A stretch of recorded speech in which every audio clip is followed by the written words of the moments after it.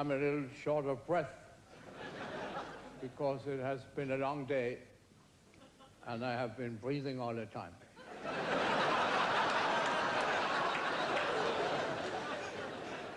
Do you care for piano music? Yes. Too bad.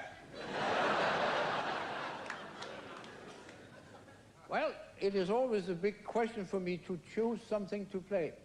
But I think I will talk a little and play a little about Mozart, the Danish composer, Hans Christian Mozart.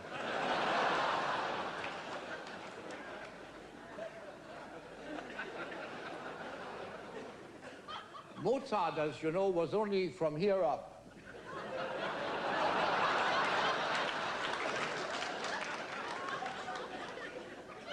He was what we call a bust. But in spite of that physical handicap,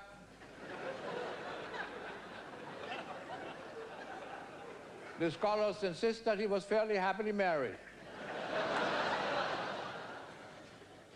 But Mrs. Mozart wasn't.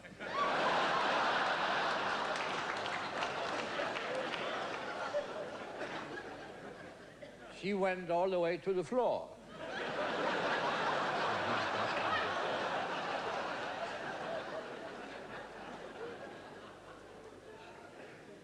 I shall now go to the piano.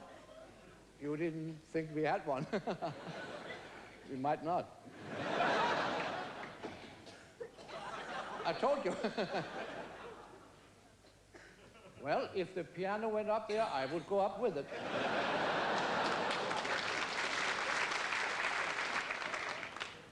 This is one big black key.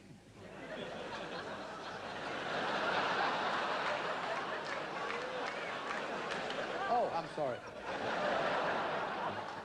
This is a wonderful piano. It's a shame these big fat opera singers always lean against them and bend them, isn't it? A shame.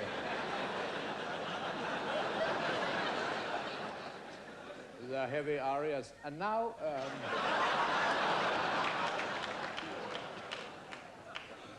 is this too drafty?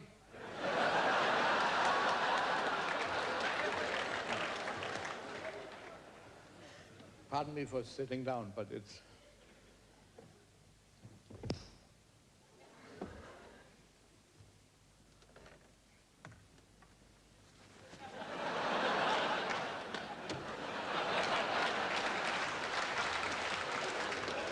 Actually, I have chosen to play the selection for which I've had most requests during many years on the stage. The last request was in 1936. And I can't remember what it was. There are three things. There are three things I can never remember.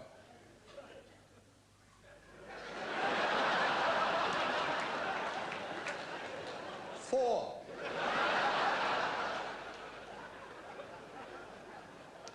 I'm going to play a Viennese waltz by a Viennese composer, Gärtner. When you hear this, that is the introduction to the waltz. Then when you hear this,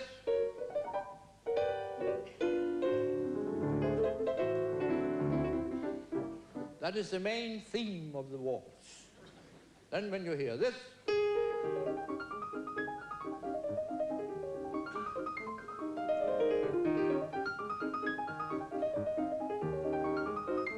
then there is definitely something wrong.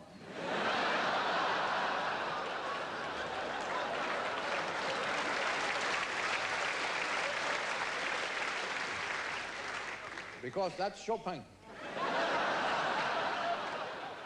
Oh, now I remember.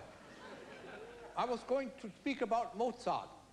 I'm going to play an opera in 4 flats because he had to move 3 times.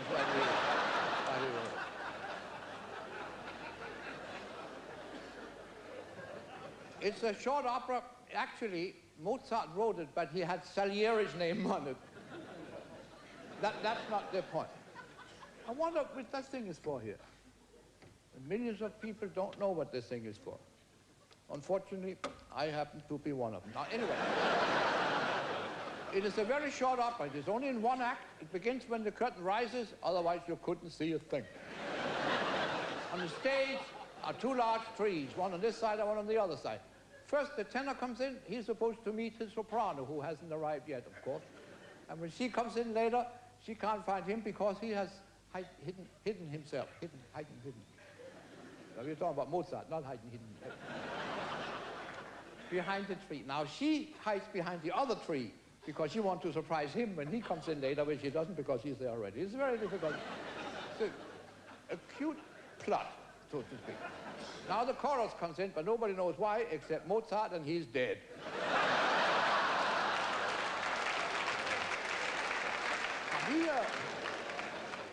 Now the father comes in, her father comes in, and he's very angry because he doesn't even want to be in the opera.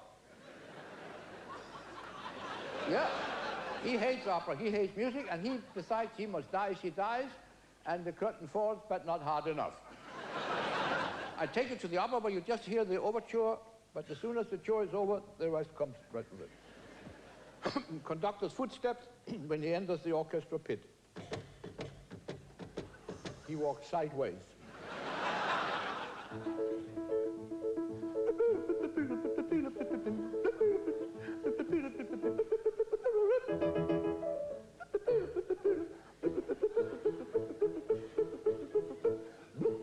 The conductor is a little hoarse. Yeah. Now the curtain rises, the tenor comes in from that side in a single file. And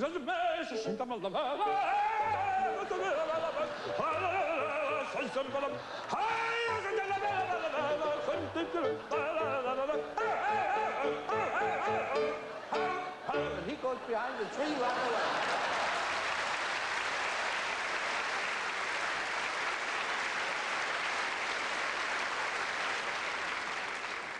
Thank you, I'll tell him.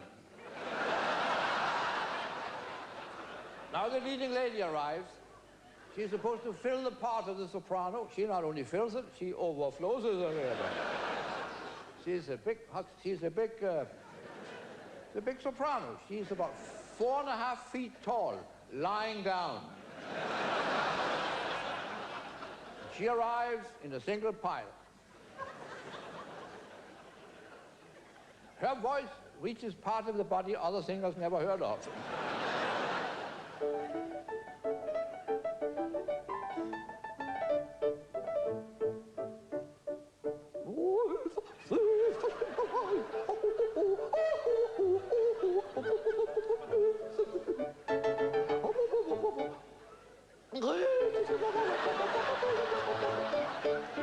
And she goes behind a tree and surrounds it completely.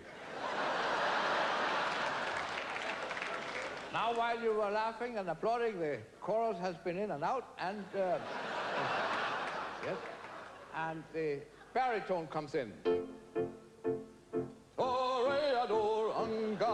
He finds out that he's in the wrong opera. Yeah.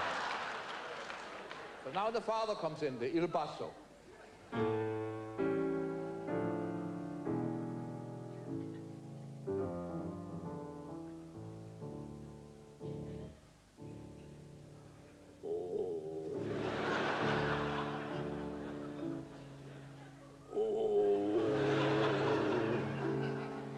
Heißt nicht, meine Herren, aufrichten in die Erde. Nein, ist Well, how low can a man get?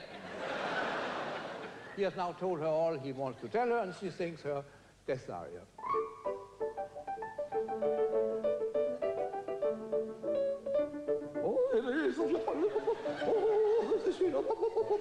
To make a long story short, she dies by stabbing herself between the two big trees there on the stage.